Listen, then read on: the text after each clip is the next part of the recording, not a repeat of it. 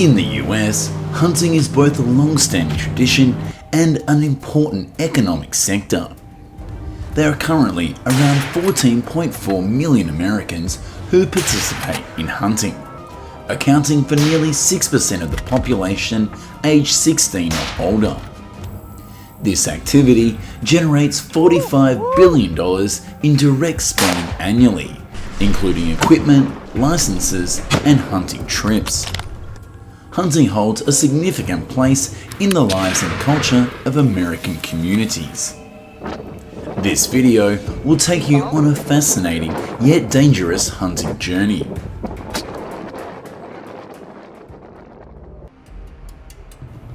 To begin today's video, we will explore wild boar hunting, one of the most destructive animal problems in the US. Wild boars are found in at least 35 states, with an estimated population between 6.1 and 9.3 million. Texas leads the nation with around 2.9 million wild boars, accounting for over 40% of the total population in the country.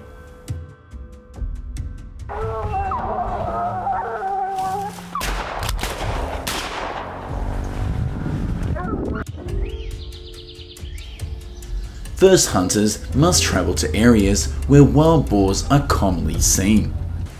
Upon arrival, they put on camouflage clothing and carry the necessary gear and equipment. To stay ready for any situation, ammunition is preloaded into their guns and the hunt officially begins.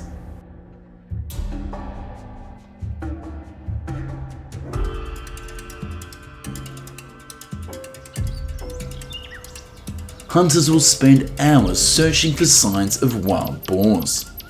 They usually detect their presence through hoof prints in the dirt or left on the ground.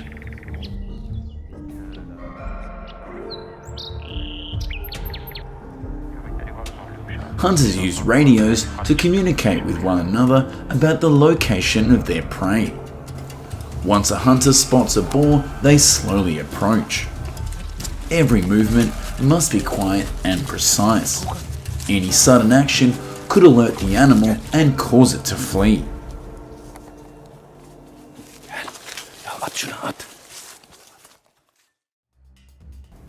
When the boar enters the line of sight, the hunter locks onto the target.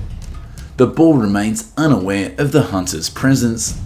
The first shot rings out, and the animal bolts. A second and then a third shot follows. Finally, after the fourth shot, the wild boar collapses.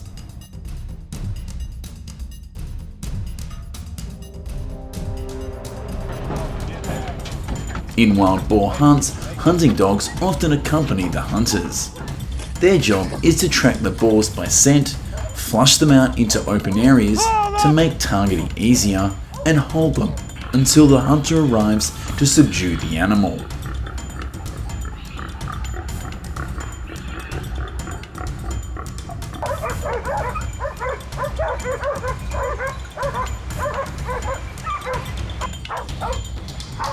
In many cases, a wild boar doesn't die instantly after being shot. When this happens, the hunter can use a knife to end its life quickly.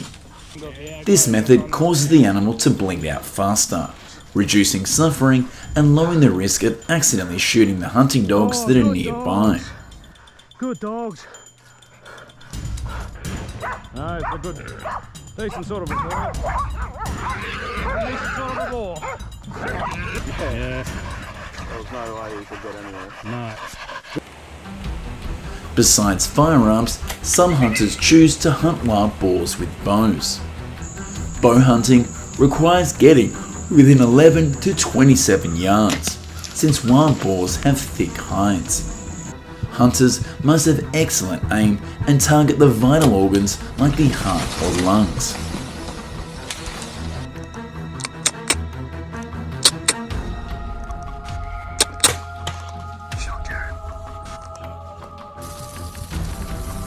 First, the hunter scatters bait on the ground to lure in the boars.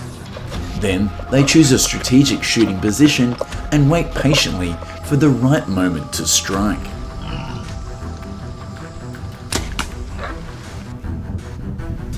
Hunting wild boar with the bow doesn't usually produce loud blasts, so it avoids spooking the herd and causing them to run off. Bow hunting also tends to cause less bruising to the meat when compared to firearms, and it offers a very satisfying hands-on experience.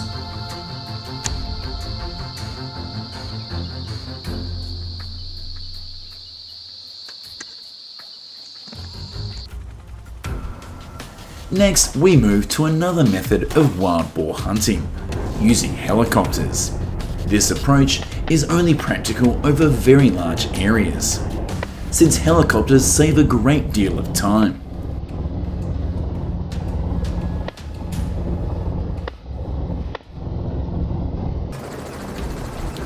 A helicopter will fly over areas where boars are known to roam. When a herd is spotted, hunters lock onto targets from above and shoot. In these cases, hunters typically use semi-automatic rifles because their ability to fire quickly is useful when engaging large groups.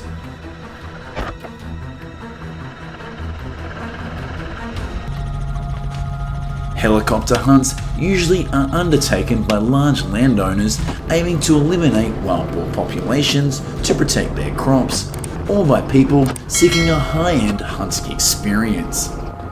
The cost for this type of hunt typically ranges from $1,000 to $4,000 per hour.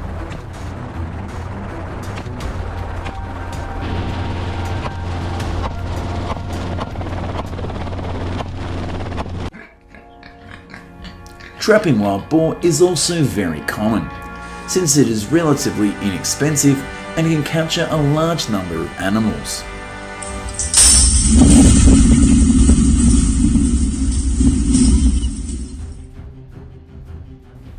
First, hunters choose an area where wild boars are known to frequent and set up a trapping system.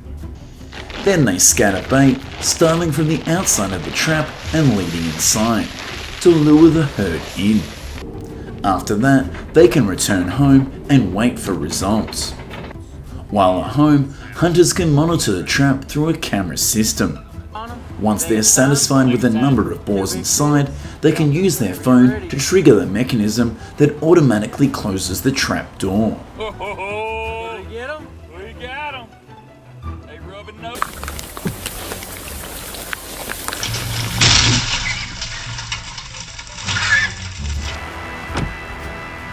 The next day, hunters return to the site. They use firearms to dispatch the trapped boars. This is their reward after a day of trapping. With this method, they can typically catch 3 to 10 wild boars per session, depending on the herd size.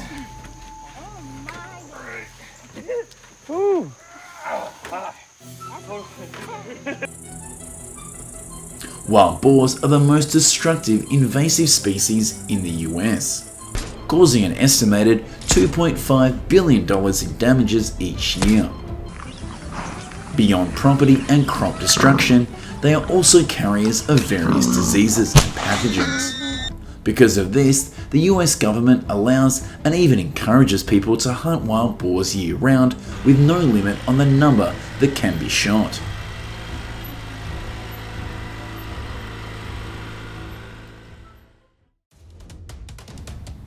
Next, we move on to the brown bear, one of the most dangerous animals in the US. Although brown bear hunting is restricted or banned in many states, it remains a popular choice among hunters due to the challenge and danger it presents.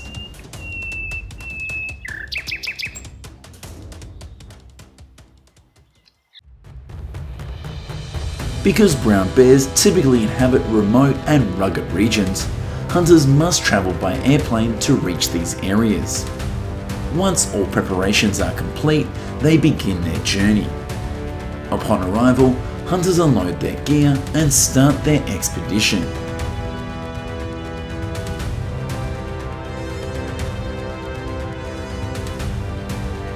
When hunters arrive at the hunting grounds, they often spend several hours observing and searching for signs of brown bears.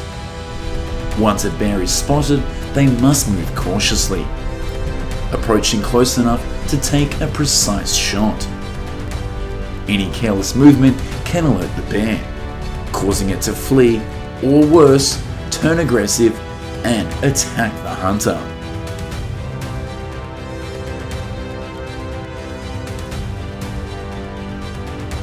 As soon as the bear is within range, the hunter locks onto the target and fires. Usually a brown bear won't die immediately after being shot, but will run away, forcing the hunter to track it down by following its trail. Rifles used for brown bear hunting typically fire large caliber bullets because the animal's hide is thick and its body mass is substantial. Although brown bears are generally calm, when they feel threatened, especially at close range, they can become extremely dangerous and will readily attack humans.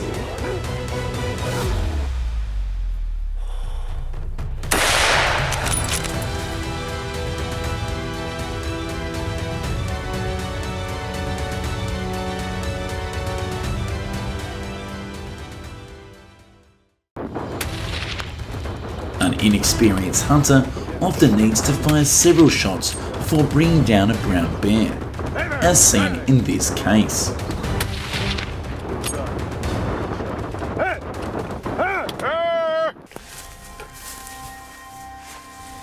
Each year in the US, around 1,500 to 2,000 brown bears are legally hunted.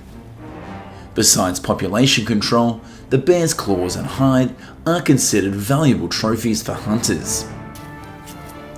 After being skinned, the bear's hide is typically salted to preserve it and prevent decay.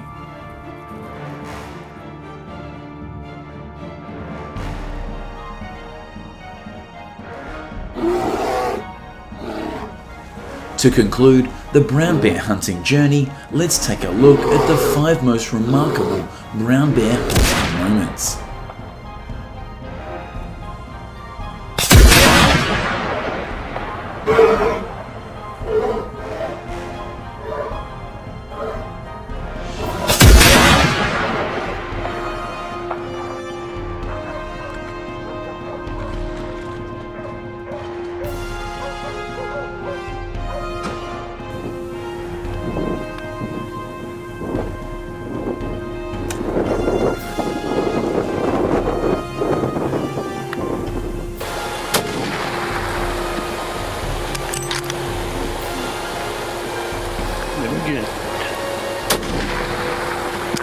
Crushed him. Hit him again. Now let's move on to the prairie wolf, one of the species that causes significant damage to agriculture in the US. They mainly prey on poultry and small livestock. In the US, prairie wolf hunting is allowed year-round with no bag limits.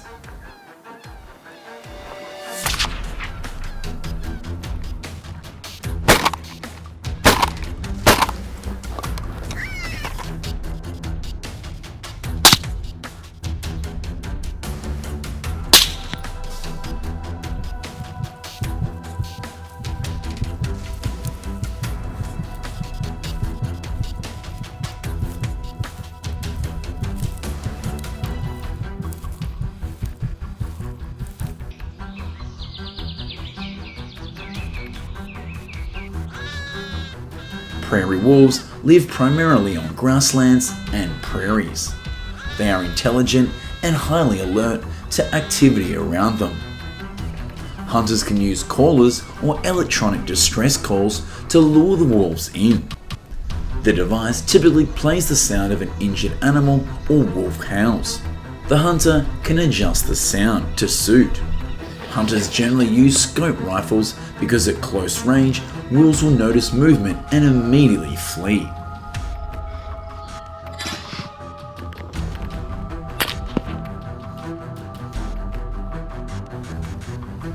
When a prairie wolf is drawn in by the call, the hunter makes a sharp sound to grab the animal's attention and make it pause. This is the best moment to take the shot. Because prairie wolves are relatively small, a single well-placed shot will usually bring one down, though this always depends on bullet placement and the hunter's skill.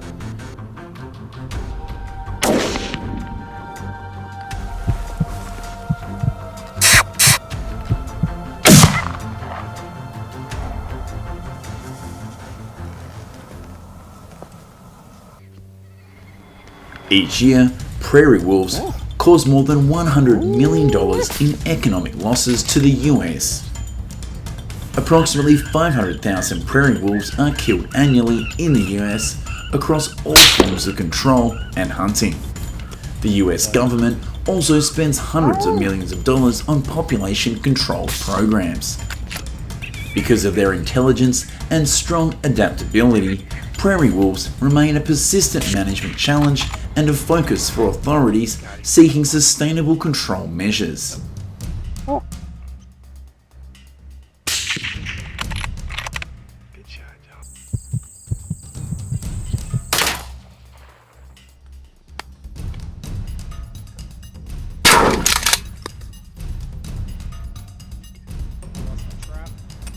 Besides firearms, hunters also use traps to remove prairie wolves.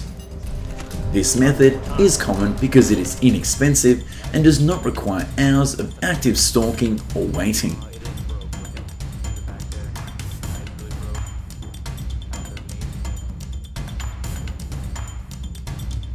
The typical setup uses a steel leg hold trap attached to a chain.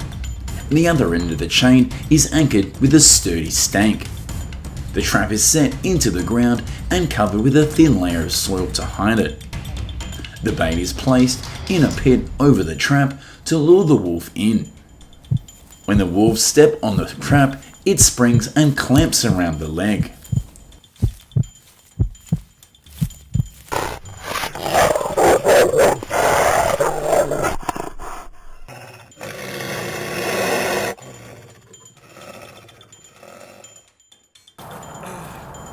This trapping method often leaves prairie wolves suffering pain for a long time.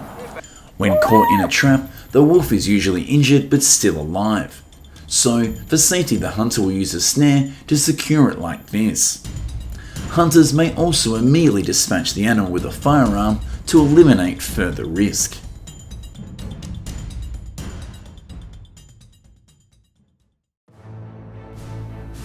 Do you know which wild species is hunted most commonly in the US? It's the white-tailed deer, with roughly 6 million taken each year. Okay, there you go. Oh, did I get him? Yeah, I just got him. Oh yeah. First, the hunter uses a device to climb a tree. It also serves as an elevated observation point. From that position, the hunter can watch all of the movement of the white-tailed deer. They will scatter bait to lure deer into the hunting area. Hunters use a branch or antler-shaped call to imitate the sounds of running bucks to attract male deer. Another way to draw in the white-tailed deer is with a grunt call, which often mimics deer vocalizations.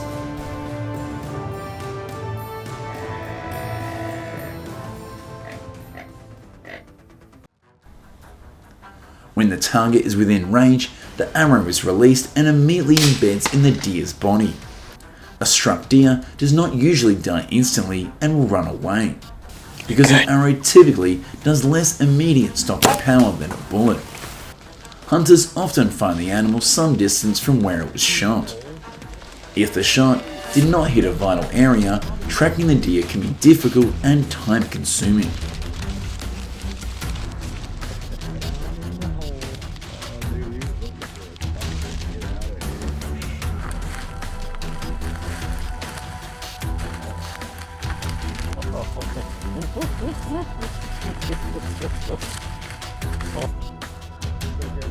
An adult male white-tailed deer can weigh up to 280 plus pounds. They are scattered across nearly all US states, with a total population of around 30 million, primarily in Texas with around 5 million and Wisconsin with roughly 1.4 million. Therefore, white-tailed deer hunting is legally permitted in the US.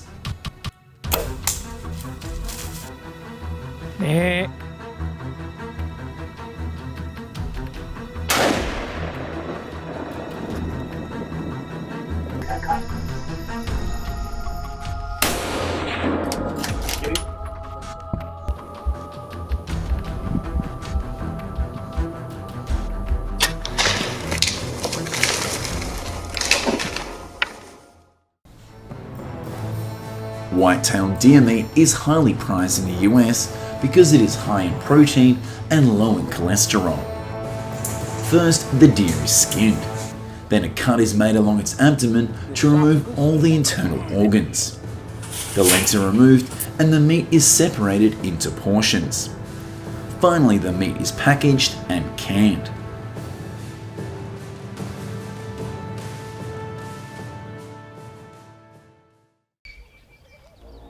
Lastly, we turn to hunting baboons, one of the species that can cause damage to agriculture.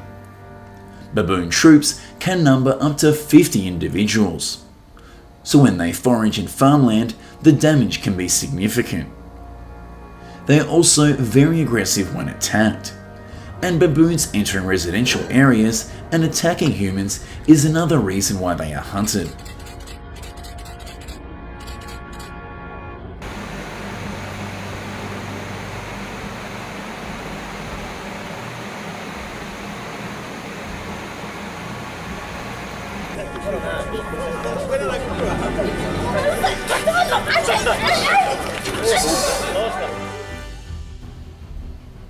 Hunters often use fruit to lure baboons within range. While the baboons are busy eating, this creates an opportunity for the hunters to take their shot. The location of the shot determines how quickly the baboon will die.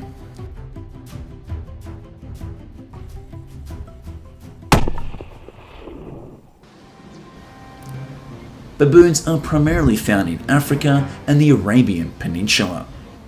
Adult males can weigh up to 66 pounds. Baboons move in groups called troops, so when one is shot, the entire group often scatters. Because of this, only a small number of baboons are typically hunted on each trip.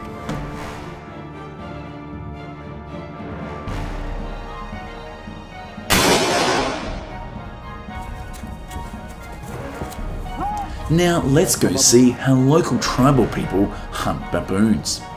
The arrows they use are often handmade. The tip of the arrow is coated with a poison that increases its lethalness.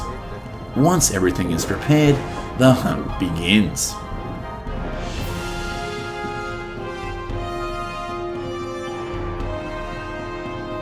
When the hunters locate a baboon, they quickly aim and take it down. Then they climb the tree to retrieve it and bring it to the ground. This baboon represents a successful catch for that day's hunt.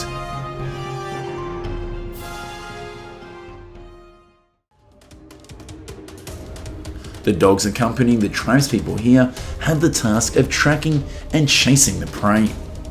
Additionally, the dogs help encircle the prey until the hunter arrives to control it.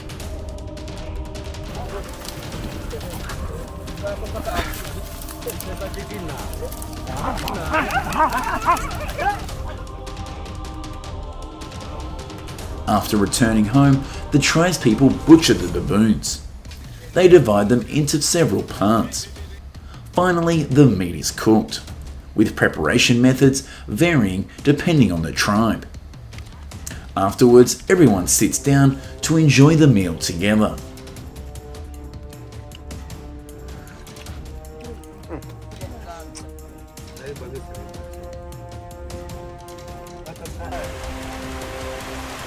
Hunting, despite many ongoing debates, still holds a significant role in many cultures, livelihoods, and ecological management in many regions around the world.